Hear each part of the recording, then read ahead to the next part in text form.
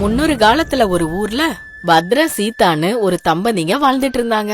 அவங்களுக்கு இருந்த கொஞ்ச நிலத்துல விவசாயம் பண்ணிக்கிட்டு அவங்க வாழ்க்கைய வாழ்ந்துட்டு வந்தாங்க. போன தடவை மாதிரி இந்த தடவை விளைச்சல் இல்ல. விளைச்சல வந்த தானியங்கள் கூட ரொம்ப கம்மியா தான் கிடைச்சது. கையில கிடைச்ச தானியங்கள் நம்ம சாப்பிடறதுக்கே பத்தாது. அடுத்த விளைச்சல் வர்ற வரைக்கும் நல்லது கெட்டதுக்கு செலவு பண்ணும்னா கையில காசும் இல்லாம ஒவ்வொரு நாளும் கஷ்டப்பட்டு கிடக்க வேண்டியதா இருக்கு. அதான் எனக்கும் ஒண்ணும் புரியலைங்க. நமக்கு எவ்வளவு நிலம் இருக்கோ உங்க அண்ணனுக்கும் அதே அளவுதான நிலம் இருக்கு. ஆனா அவங்களுக்கு நம்மளை விட 3 மடங்கு விளைச்சல் அதிகமா எப்படி கிடைக்குது? அவன் அதிர்ஷ்டக்காரன். அவன் விளைச்சல் செய்யற மண்ணு நம்ம மண்ணை விட தரமானதா இருக்கும்னு நினைக்கிறேன். அதுவும் உங்க அப்பா கொடுத்த நிலம் தானே. 2 பேருக்கு சரியா பங்கு பிரிச்ச நிலம் தானே. ரெண்டும் ஒரே மண்ணு தான். ஆனா அதான் எனக்கும் குழப்பமா இருக்கு. என்ன பண்றதுன்னு எனக்கும் ஒன்னும் புரியல. நாளையில இருந்து நானும் உங்க கூட வேலை செய்யறதுக்கு நிலத்துக்கு வரேங்க. அடுத்த முறை நமக்கு கண்டிப்பா நல்ல விளைச்சல் கிடைச்சே ஆகணும். நீ இப்ப தனி மனுஷி கிடையாது. உன் வயித்துல குழந்தை வளருது. நீ இந்த மாதிரி வேலை எல்லாம் பண்ணக்கூடாது. பலுவானதெல்லாம் தூக்க கூடாதுன்னு பெரியவங்க சொல்லிருக்காங்கல்ல. அதெல்லாம் பழைய காலத்து பேச்சுங்க. எனக்கு இன்னும் குழந்தை பிறக்கிறதுக்கு 20 நாள் கிட்ட இருக்குன்னு அந்த பாட்டி சொன்னாங்கல்ல. அப்படி பத்ர விவசாய வேலைக்கு வராதன்னு எவ்வளவு சொல்லியும் சீதா வயல் வேலைக்கு வராங்க. ஆனா எதிர்பாராத விதமா.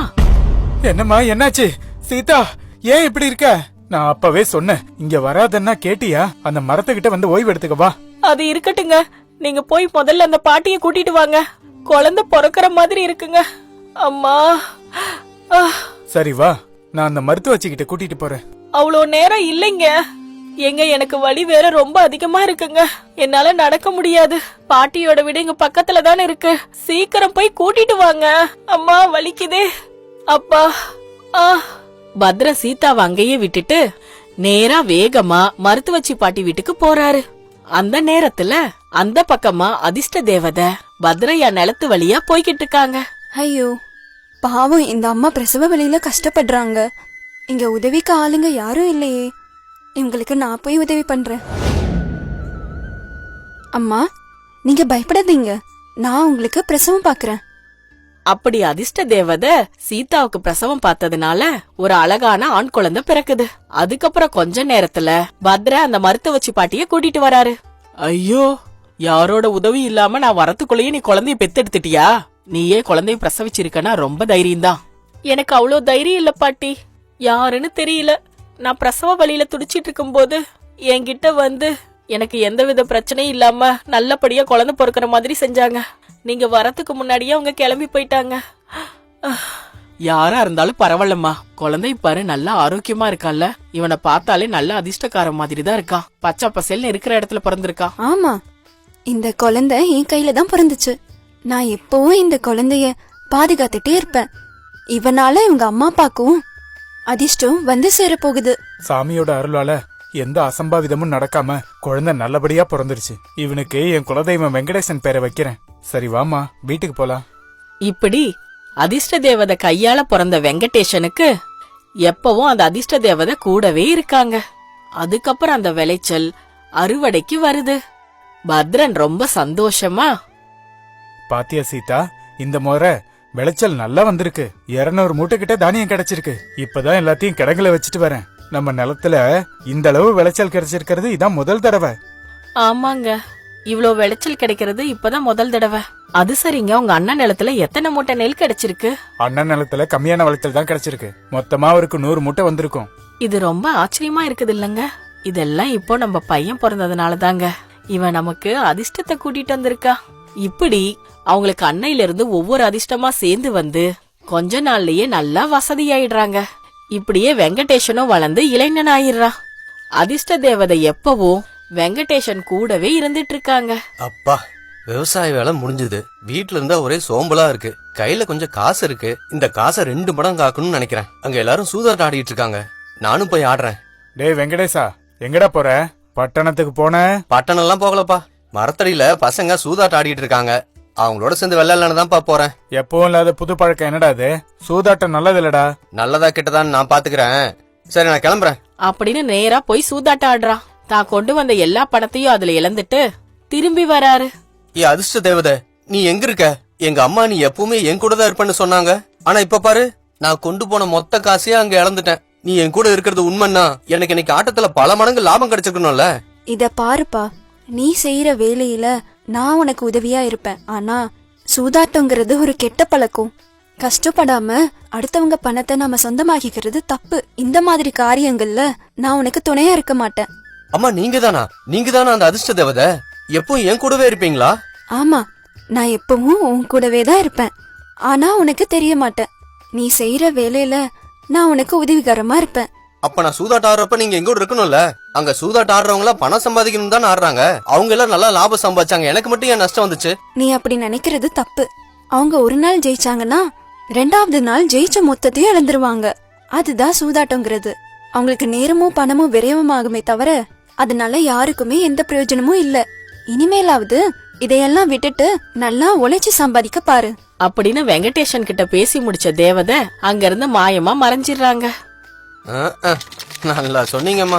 இவ்வளவு நாளா நானா தான் கஷ்டப்பட்டு உழைச்சுக்கிட்டு இருக்கேன். உன்னால எனக்கு எந்த பிரயோஜனமும் இருந்ததில்ல. ஐயோ, என்ன வண்டி வேகமா இந்த பக்கம் வருது? ரங்கா, வண்டியை சரியா பார்த்து ஓட்டுறா. அதிர்ஷ்டத்துக்கு வேகமா ஓடி வருது. வெங்கடேசா, தள்ளிக்கோ. மாடுக்கு 2 மூர்க்கமாயிடுச்சு. இது 2 என்னால அடக்க முடியல. தள்ளிக்கோ. வேகமா மாட்டு வண்டி போய் எதிரில இருந்த மரத்து மேல வேகமா மோதி கவிழ்ந்துடுது. வெங்கடேஷன் தள்ளி விழுந்திருக்காரு. அப்பா, கையெலும்பு உடஞ்ச மாதிரி இருக்கடா. ரங்கா, வண்டி ஓட்டத்துலன்னா கம்முன்னு வீட்டுல கிடக்கணும்டா. அதை விட்டுட்டு இப்படி வெளியில ஓட்டிட்டு வந்து யாரையாவது அடிச்சு தூக்குச்சுன்னா என்னடா ஆகுறது? நான் என்ன பண்றதுடா? இதுல ஒரு மாடு புதுசா வாங்கினது. அந்த புது மாட்டை நம்ம வழிக்கு கொண்டு வரணும்னா கொஞ்ச நாள் ஆகும்ல. நான் மட்டும் இப்படி நடக்கும்னு கனவா கண்டேன். உனக்கு ஏதோ அடிக்கடி படலையே? பெருசா அடி ஒண்ணும் படல, சின்ன காயம்தான். அது சரியாயிடும்டா. நீ போ, வண்டிய ஜாக்கிரதையா ஓட்டிட்டு போ. வயசானவங்க யாரு மேலேயாவது மோதுன அங்கேயே அவங்க உயிர் போயிடும். வெங்கடேஷன் அங்கிருந்து நடந்து வீட்டுக்கு போய்கிட்டு இருக்காரு. அப்பா, அதிர்ஷ்டம் இருந்ததுனால ஏதோ சின்ன காயத்தோட தப்பிச்சேன். அந்த மாடுங்க நேரா ஓடி வந்து என்ன அடிச்சு தூக்கி இருந்தா அம்மா, என் எலும்பெல்லாம் சுக்கு நூறா இருக்கும். அப்பா, கை மட்டும் லேசா கொஞ்சம் வலிக்குது.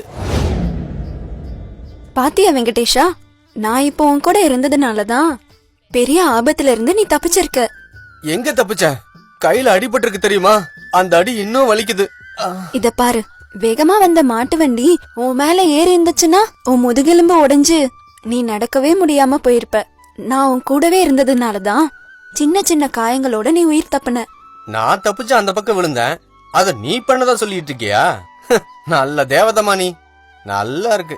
வண்டி உன்னை முட்டாம அந்த பக்கம் போக வச்சது நான் தான். இததான் அதிர்ஷ்டம்னு சொல்லுவாங்க. நான் உன் கூட இருக்கிற வரைக்கும் உனக்கு எந்த விதமான உயிர் ஆபத்தும் ஏற்படாம நான் பாத்துப்பேன்.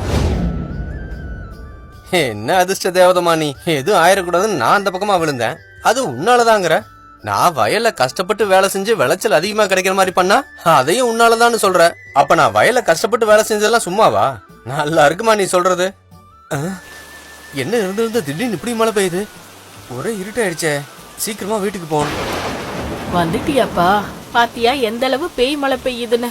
இடியும் மின்னலும் பயங்கரமா இருக்கு. நல்ல வேளை சீக்கிரம் வீட்டுக்கு வந்து சேர்ந்த. இப்படி அன்னைக்கு ராத்திரி அதிக கனமழை பெய்யுது. இவங்க பக்கத்து வீடான சீனிவாசன் வீட்டுல இடி மின்னல் தாக்குது. ஐயோ, பக்கத்து வீட்டு சீனிவாசன் வீட்டு மேல இடி விழுந்துருச்சு. வீடு மொத்தம் எரிஞ்சிருச்சு. ஆமாங்க, அவங்க இப்ப ஊர்ல இல்லாதது ரொம்ப நல்லதா போச்சு. இல்லன்னா அவங்க வீட்டுல விழுந்த இடிக்கு எல்லாரோட உயிரும் போயிருக்கும். எல்லாம் உங்க அதிர்ஷ்டம் தாங்க. வீடு போனா போட்டோம், நல்ல வேளை அவங்க உயிருக்கு எந்த ஆபத்தும் இல்ல. நமக்கு அதிர்ஷ்டம் இருக்கிறதுனால தப்பிச்சது. என்ன வார்த்தைக்கு நீங்க அதிர்ஷ்டம் சொல்லிட்டு இருக்கீங்க? அந்த இடி எங்க விழணுமோ அங்கதான் விழும். அது ஒன்னும் அதிர்ஷ்டத்தினால கிடையாது. இத பாருப்பா, நமக்கு அதிர்ஷ்டம் நல்லா இருந்ததுனாலதான் அந்த இடி நம்ம வீட்டு மேல விழல. அத நினைச்சு சந்தோஷப்படு. அந்த அதிர்ஷ்ட தேவதை அப்படி என்ன பண்ணிருச்சு? எப்பவும் என் கூட தான் இருக்குன்னு சொல்லுவீங்கல்ல, ஆனா எனக்கு ஒண்ணுமே பண்ணதே கிடையாது. இப்படி வெங்கடேஷன் அதிர்ஷ்ட தேவதையை எப்பவும் நம்பினதே கிடையாது. இப்படியே கொஞ்சம் வருஷங்கள் கடந்ததுக்கு அப்புறம் இவரோட அப்பா அம்மா இறந்து போயிடுறாங்க. வெங்கடேஷன் தனியாள் ஆகுறாரு. ஒரு நாள் ராஜ பரிவாரம் போய்கிட்டு இருக்கும் போது வெங்கடேஷன் பாக்குறாரு. ஆஹா, ராஜகுமார் எவ்வளவு அழகா இருக்காங்க. இவ்வளவு அழகா இருக்கிற ராஜகுமாரிய பாக்குறப்போ இவங்களை கல்யாணம் பண்ணிக்க தோணுதுறாங்க. அவங்க ராஜகுமாரிடா. நம்ம மாதிரி சாதாரண ஆளுங்களா அவங்கள கண்ணெடுத்து கூட பார்க்க கூடாது. இப்படி ஒரு ஆபத்தான எண்ணத்தை மனசுல வச்சுக்காத. விஷயம் என்னன்னா, ராஜகுமாரி ரஜாவர்தன் ஒரு பெரிய வியாபாரியா காதலிக்கிறாங்களாம். அவர்கிட்ட அளவிட முடியாத அளவுக்கு வெள்ளிகள் இருக்கான். ஆனா நம்ம மகாராஜா வெள்ளியை விட தங்கத்துக்கு தான் ரொம்ப மரியாதை கொடுப்பாரு.